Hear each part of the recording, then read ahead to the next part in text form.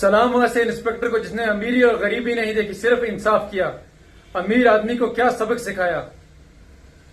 तो सर गणेश जी, क्या मामला है? एक्सीडेंट केस है सर, इसका रिक्शा इनकी गाड़ी से टकरा गया और नुकसान क्या है? मेरी गाड़ी में डैमेज हुआ। और रिक्शा? रिक्शा तो खत्म है सर। बैठो।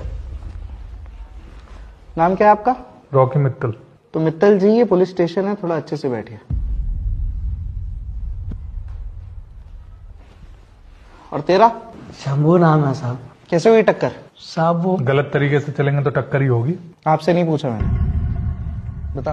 साहब, मैं अपनी सवारियां उतार के गली से बाहर निकल रहा था, अचानक साहब की गाड़ी सामने से आ गई। मैंने बचाने के लिए दाएं मुड़ी, लेकिन वो थोड़ी सी खरोच लग गई इनकी गाड़ी में।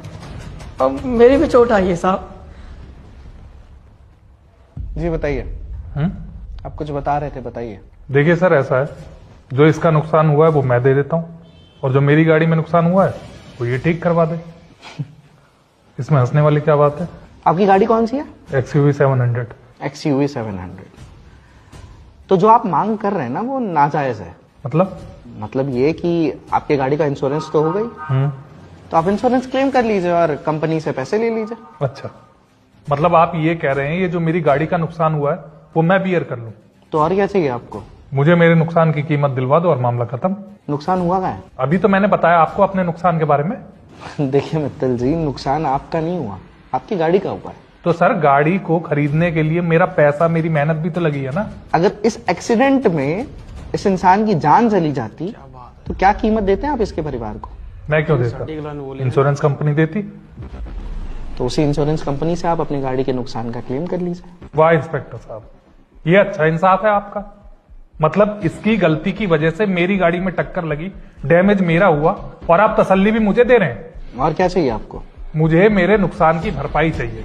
इससे पैसे दिलवाइए और इस मामले को खत्म करिए। कितने पैसे हैं तेरे पास? साहब 400 रुपए है मेरे पास।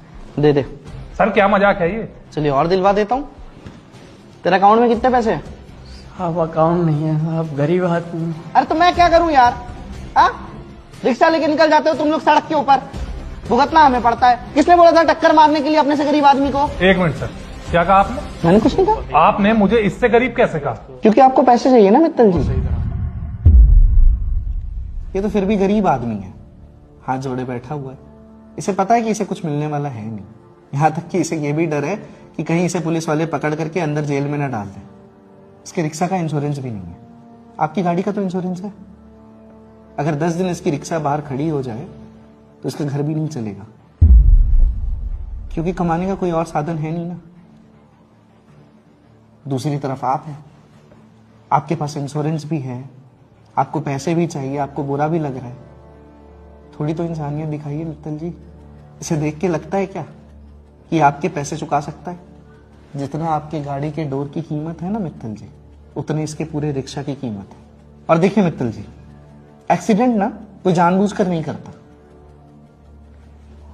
लेकिन एक्सीडेंट के बाद जो होता है ना वो जानबूझकर होता है। और आधे से ज्यादा मामले तो ऐसे होते हैं जो अपनी सूझबूझ से ही निपटा लेने चाहिए लोगों को। लेकिन होता क्या है, लोग एक दूसरे से लड़ने भिड़ने लगते हैं, एक दूसरे की जान ले लेते हैं, सर फोड़ देते हैं, टांग तोड़ देते हैं। और किस लिए? गाड़ी के लिए, छोटे मोटे खरोच के लिए, जो कि मटेरियल चीज है।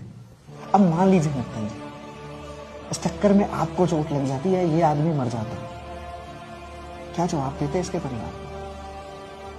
और गाड़ी का क्या है?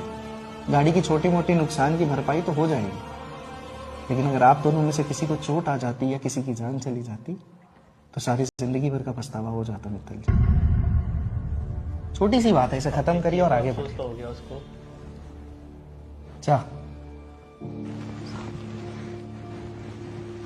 भैया, चलो मैं ठीक करवा देता हूँ तुम्हारी रिक्शा। और थैंक यू सर, इतनी गहरी बात समझाने के लिए। सुनिए, अच्छा लगा कि आपने बात को समझा। उम्मीद करता हूँ बाकी लोग भी समझेंगे। चलो भैया। Thank you sir.